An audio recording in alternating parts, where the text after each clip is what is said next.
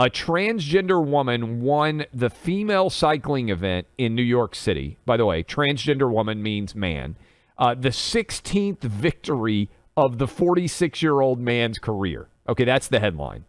And I'll give credit because this is, I told our team, I'm like, we got to stop calling people like the opening sentence here is, a transgender woman, also known as a biological man, won a female cycling event in New York City.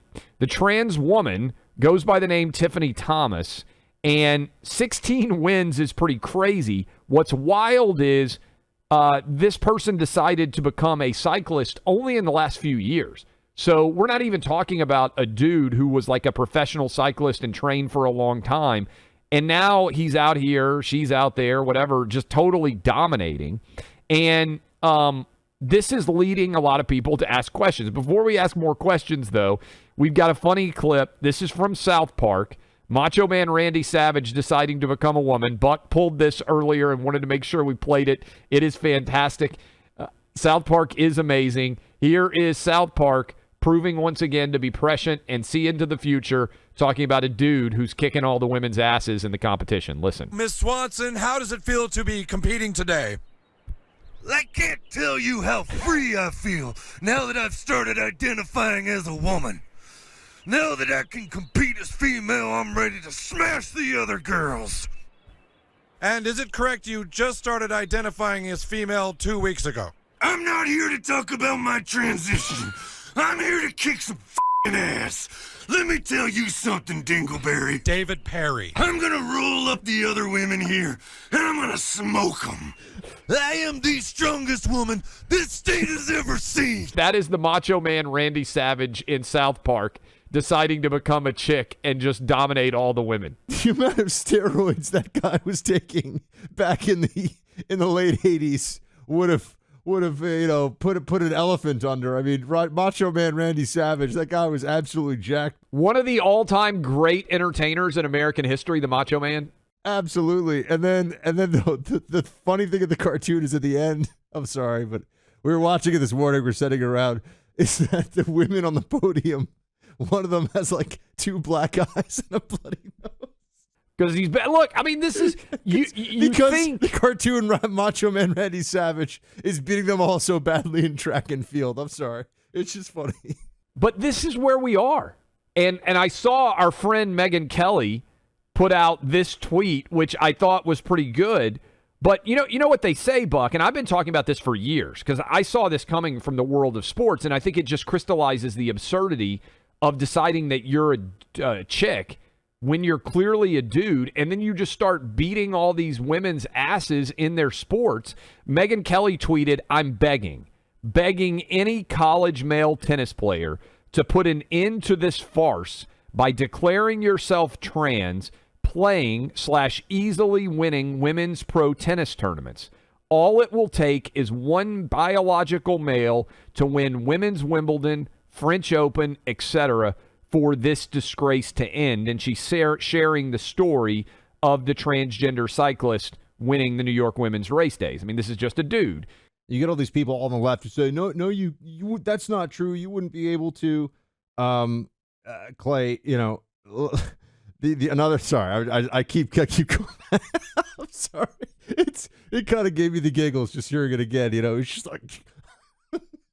It is amazing that South Park, which is a satire and ridicule cartoon, so perfectly encapsulates how ridiculous it is for a dude to get to decide that he defines as a woman and just start smoking every woman's sport and dominating. And the fact that they chose the Macho Man Randy Savage to be the voice of this character is phenomenal as well. It's amazing. And I would just say that there's someone from the Young Turks who went super viral. Young Turks, very left-wing.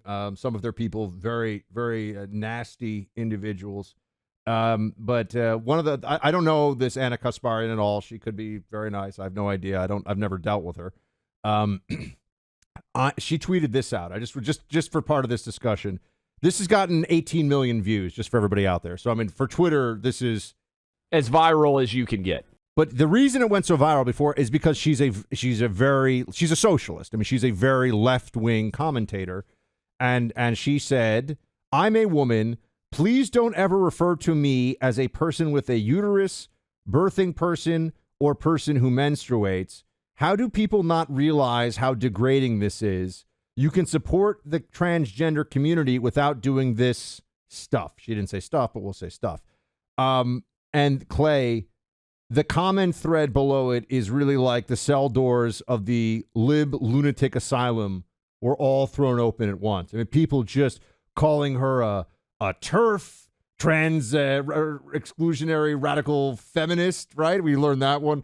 The number of women who are apoplectic with rage at a leftist woman for saying, just call me a woman, not a person with a uterus, is mind-blowing, but also really important that people realize, I mean, this is a widespread mental illness and cult devotion now. These people are completely, I'm just talking about random, like, Democrat women across the board. They don't think it's okay to say, can you just call me a woman, not a person with a uterus? That's where we are. Yeah, and we've been talking about this for a while on this program because anytime one of these situations happens, when a man who decides to identify as a woman wins a championship, effectively what you're doing is erasing women's athletics. Because the reason why men's and women's athletics are separated in the first place is because men are bigger, stronger, and faster than women. And if they weren't, no woman would ever play on a team. No, if you just had a unisex category, right? No woman would ever play on a team. No woman would ever win basically an Olympic medal. This is biological reality. And people keep saying, well, this doesn't happen that often. And yet every week it feels like we get 2 or 3 of these news stories from a variety of different sports. So if you are listening to us right now and you have a daughter or you have a granddaughter and you are up early every morning and you are driving that young girl to go train in gymnastics or to go train at swimming or to go play soccer, whatever sport you're getting up with your daughter to take her to, how do you not speak out?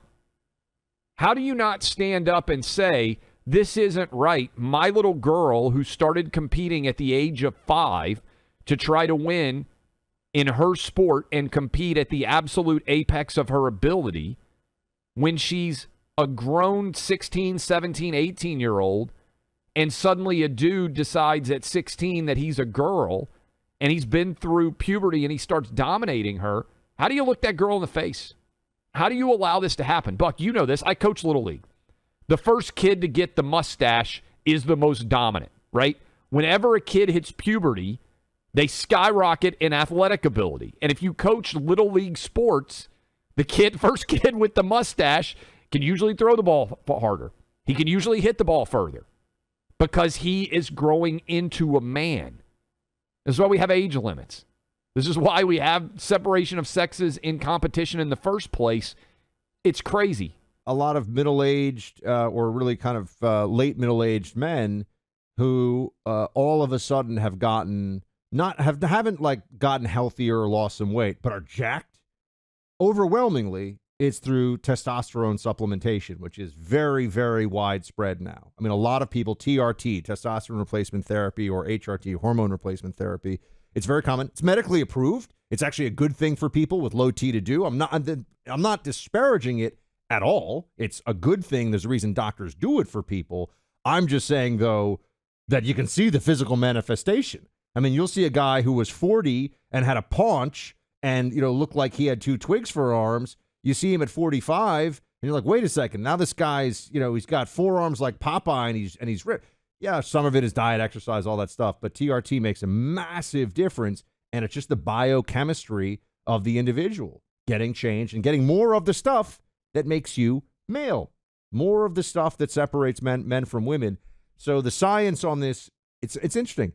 You'll never hear them say this, but the science on this is actually settled.